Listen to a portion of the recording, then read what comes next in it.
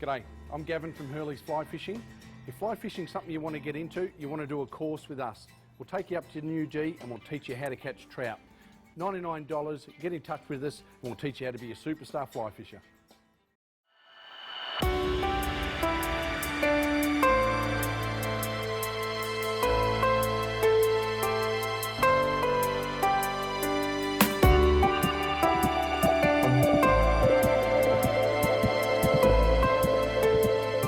Now we've come up to a lovely pool here which I think is going to hold some fish.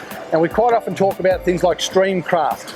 And essentially that is having a good idea of where the fish are likely to be and concentrating your casts around that and hopefully catching it before you scare them. When we look here, we've got some deep water and we quite often talk about bubble lines, and that's essentially where all the bubbles are, the main flow of the current. That brings a lot of the food to the fish. Fish being lazy will be just next to that hard flowing current. So you look here, there'll be some bubbles, and then just generally on the edges you might see some little slack water. The fish will sit there, duck into the bubble line, get the food and come back out. So we're going to concentrate a lot of our casts perhaps on each of the edges, and where there might be a big boulder that might deflect a bit of water and make some slack water as well. So put a few casts in there and hopefully they're going to like our fly. So you can always have a bit of an idea and a direction when you're moving upstream and what you're looking for, and you're going to catch a lot more fish.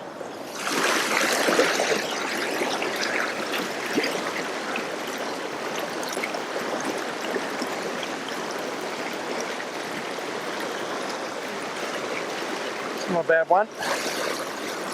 You won't need the net, but I mean that's good too. So might not get a photo of that one. It's pretty sizable, might be about a pound. It's always catch and release.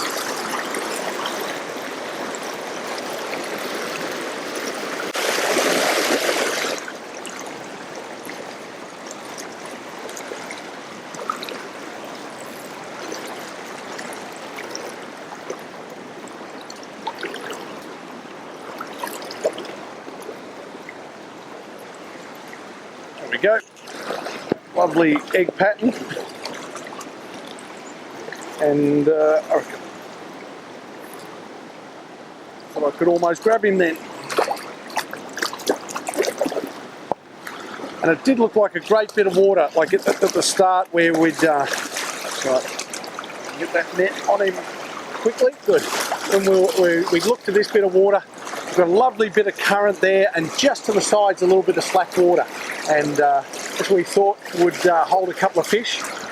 Or at least it holds one anyway, so that's good. It's good.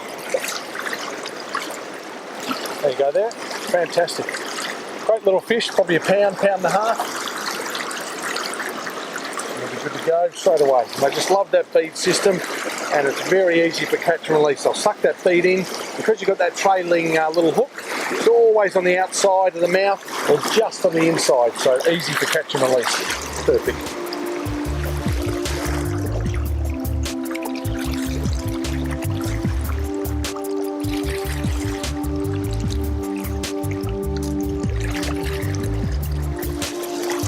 Beautiful, aggressive little fish.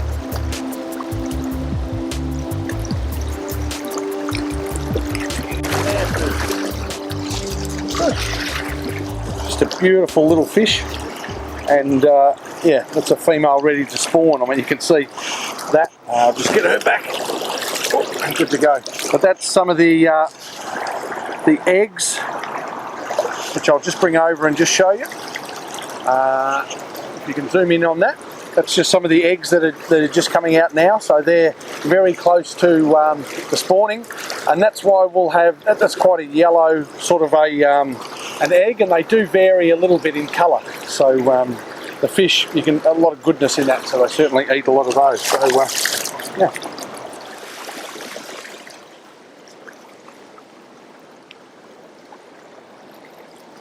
There we go. Oh!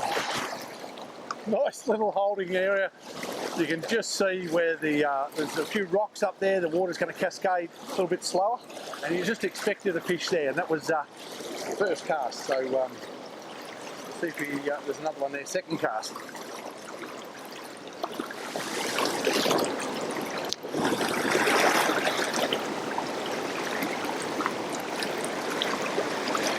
There we go. And that's a one with a bit of go in him, as they've all got a bit of go on, and they're all fantastic. And we'd had a cast in there and hooked one up and got off, but that didn't seem to bother this one either. He saw it and bang.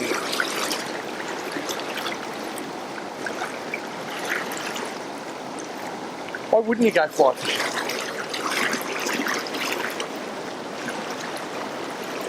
It's a rainbow, so that's a bit different. We get him. Oh, no. With that desperate lunge, and it wasn't going to happen.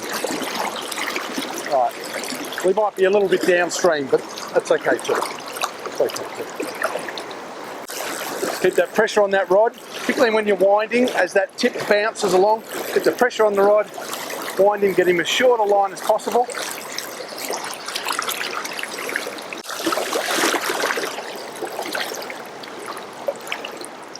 Get him in. Getting a little bit more tired. We can get his head up and this net underneath him. Almost. What desperation, but there you go. Just on, all out of the water. Just on 2 pounds, so nice little fish. And a rainbow. So we've got a brown, some brookies and a lovely little rainbow as well. And these are the dominant sort of fish here, and you can see by that lovely red slash that they get like that when they're closer to spawning and things like that, and very, I suppose it's part of their aggression and things like that. It's a female, but just a beautiful fish in a river like this, and that's what the Rubicon's known for. A magnificent fish like that. I mean, we're a week off the season being closed, but all throughout summer, you can imagine here, it's full of grasshoppers and some amazing caddis hatches. Get some really big insects on the top. But at other times you can have some great nymph fishing, and obviously, as you can see, some egg patterns, some bead towards the end of the season as well. So it's an amazing fishery, and it's an hour and a half from Melbourne. So when people say, "Oh, you got to travel too far to fly fish to get some great water," you don't. It's literally on our back door, so make use of it. So yeah, I think it's a pretty cool way to finish on a lovely little rainbow like that. He'll get his little bit of oxygen through, and as long as they face upstream, they get their confidence back, and he's good to go now. So that's a good way to end the day, I think. So if you need any more information on anything on the show, or the gear we're using, or anything we can help you with, certainly just let us know. We should be able to help you out there. So I hope you've enjoyed today's episode on the Rubicon. Yeah, I've certainly enjoyed bringing it to you.